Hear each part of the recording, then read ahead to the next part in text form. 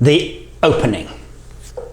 Steven Spielberg once said that the most important shot in any film that he's ever made is the very, very first one. And of course, he's absolutely right. And it's the same today. It's the same, particularly the same, with platforms like YouTube. The modern era, where it's very, very easy to go from one video to the next, just skip across like this, back and forward, back and forward, back and forward. Very, very easy to find stuff to watch.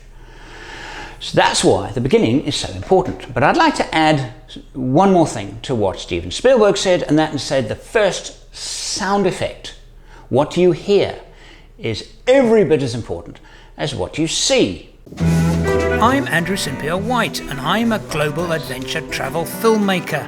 Follow along as I share my hard-learned lessons in storytelling, videography, and photography.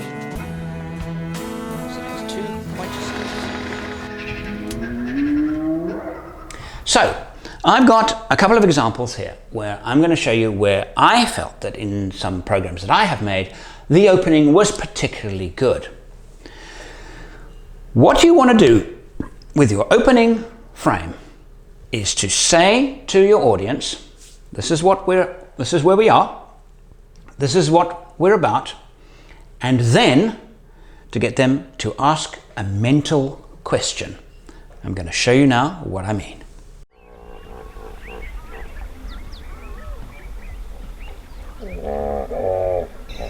Andrew, you gotta come over here. How many monkeys got in your tent? Monkeys got in my tent. All right. In this particular situation, this was episode 8 of an 11-part series about traveling through Africa. The probably 95% of the people watching episode 8 would have watched the other episodes too, but not all. So I have to consider that. Even those that have seen the program before, I need to tell them and remind them what it's all about. So I open with 2 very, very nice shots. They're very attractive shots. They're very beautiful shots. They have a certain aesthetic appeal.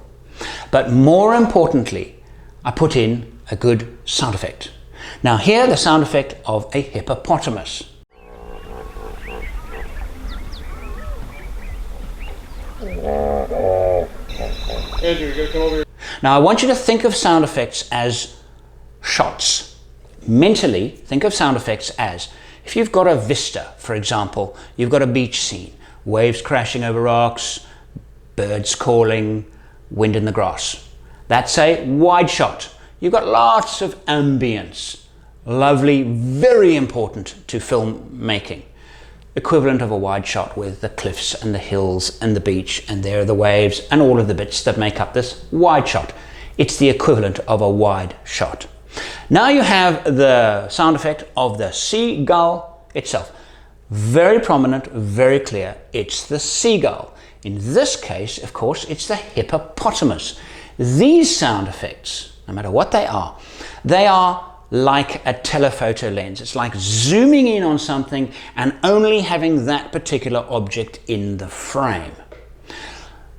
The equivalent of having just one object in the frame, so your audience just focuses on a single object, not lots of objects, but just one object or one thing in the frame. The equivalent of that in sound effects is the sound of that specific thing. In this particular case, it's a hippopotamus. So, what have I done in my first 11 seconds of this video?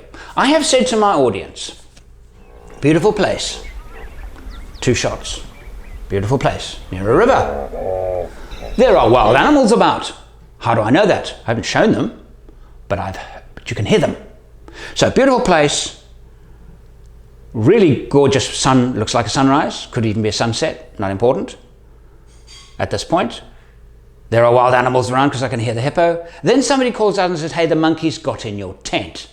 So the words, hey, the monkeys got in your tent, is now getting your audience to ask a question. They know where you are. They know the wild animals about. One of them got in your tent. How did they get in the tent? Did they damage anything? Now they're asking questions. They're asking mental questions. If you can get your audience to ask a mental question in the first few seconds, then you're doing well. To help with that, before I find other examples, You don't need to be linear. What I mean by linear is this happens, and then that happened, and then that happened, and then that happened, and then that happened, in a true sense, time form. We understand, as humans, we understand time. We are very aware of time. It does not need to be explained to us. So, if you start your video with the end result,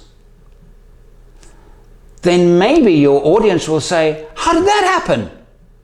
What do you mean that it fell, it broke, it burnt, it crashed, it whatever, okay? You got sick, or whatever. Doesn't matter what it is. Even if at the end of the story that happened, having it right up front can, as long as it's not a spoiler, can get your audience to ask a question. How did that, why are they, what, do you understand what I'm saying? They mentally ask a question. The moment your audience mentally asks a question, you've got them. Because they're interested in the answer. And they'll stick around until the answer is given to them.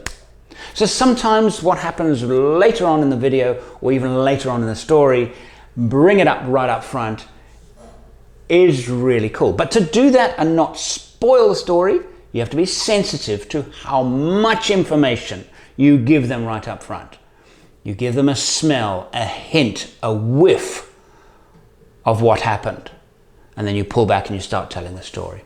And that's what I've done here. I'm going to find a few more examples of that same thing.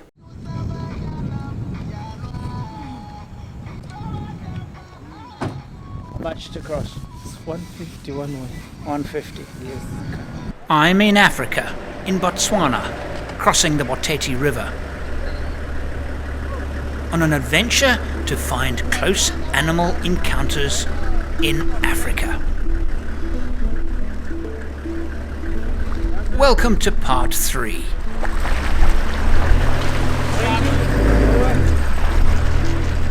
All right, immediately, what I've done there is I have set it up with a wide general shot. I've got a general ambience. It's quite a quirky ambience, a little bit unusual. There's a bit of music playing in the background. It's very real. You get a nice sense, okay? Quite early on, I have a discussion between two people. It's a bridge. How much to cross the bridge? Okay, I now have set up a question in the viewer's mind. Why are you crossing the bridge? What are you doing crossing? Why do you need to cross that bridge? Where are you going? Looks interesting. I've set up a lot of interest here. Not intrigue, but interest. Okay, and I've got 3 shots, interesting perspectives of the vehicle crossing the bridge. If I had to run the entire crossing the bridge, it would take probably 1 minute, because we came across, we stopped, he said something to us that wasn't really through the windscreen. I filmed it, but I couldn't hear what he was saying. He then stepped off and then said something, and I didn't film the whole thing, because if I had, it would have been boring. It just would have been uninteresting. I've put in here the interesting bits, the getting on, Crossing the Boteti River. and during the gaps where it's just simply a vehicle moving and nothing else is happening, I put in narrative, my narration explaining what's going on over the potentially less interesting parts of. Editing is always driven by the soundtrack. Always. And I will explain more of that later.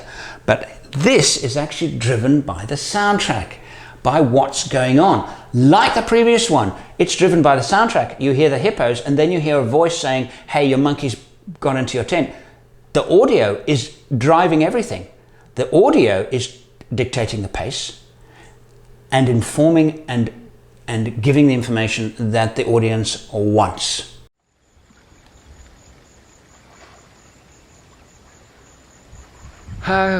Beautiful shot of a hippopotamus. What is that saying to my audience? I'm still in Africa, particularly those who know the show. I'm in Africa. Even those never seen the show before, first shot, I'm in Africa, and it's a good one. Beautiful, clear shot. There's a beautiful hippopotamus. Okay, exciting things happening. Now, me saying, oh, okay, there's exciting things happening. So what does that do to your audience? As somebody coming up and saying, there's an exciting thing happening, is immediately saying to your audience, there's an exciting thing happening. It's an invitation to stick around. Letsuma Dam, we went there yesterday and photographed the elephants. There might be an opportunity for us to camp there. That means that we can actually be right next to that waterhole right through the night. I'm explaining the situation, but I'm explaining it over a really strong shot of an elephant. Because I'm saying in the narrative that there's interesting stuff happening. But I've also kept it simple.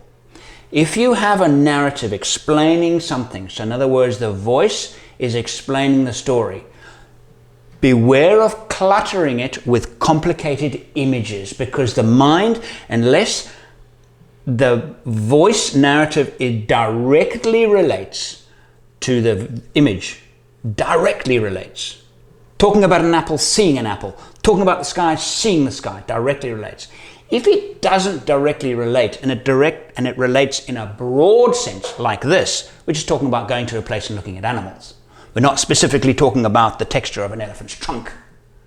Okay, I'm keeping one or two shots, keeping them simple, keeping the pace normal, so I'm actually more interested in my audience listening to the narrative than I am in them watching the elephant. I've got some great elephant shots later which are far better than this, where the story is the elephant. I kept the best shots of the elephant for the elephant bit of the story.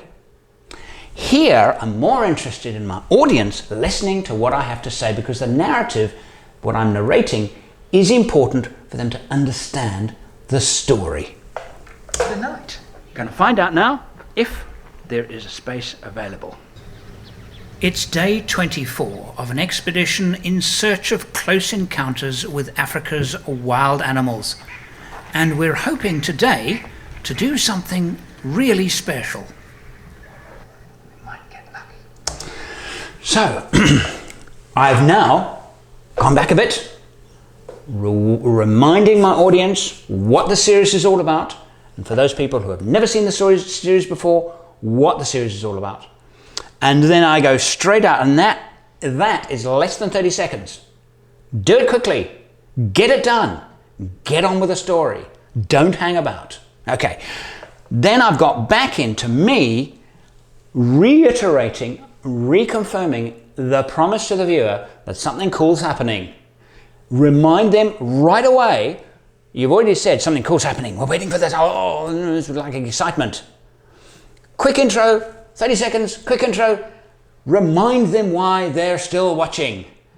Keep them hyped up. And what I did is I said this: we might get lucky. We might get lucky. Isn't that getting the audience to ask, lucky?